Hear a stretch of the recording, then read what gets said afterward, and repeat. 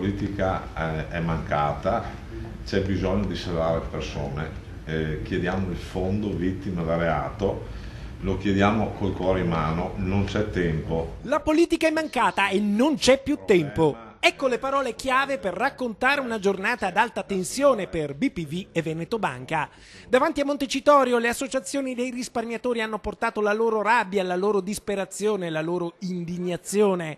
La marcia su Roma è partita da lontano, dal nord-est, l'epicentro della crisi degli istituti di credito. Alla protesta si sono uniti anche tanti sindaci, tra cui Achille Variati.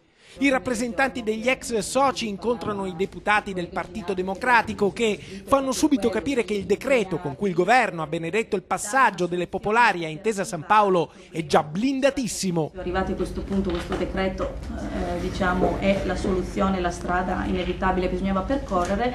Il punto politico che dovremmo affrontare più grande è quello relativo alla giustizia e a creare le condizioni affinché questo non si possa ripetere. Che un crack come quello delle popolari non si possa più ripetere, e ci mancherebbe altro. Ma intanto, come previsto, nonostante le resistenze dei risparmiatori, la Camera conferma la fiducia al governo sul decreto, con 318 voti a favore, 178 contrari e un astenuto.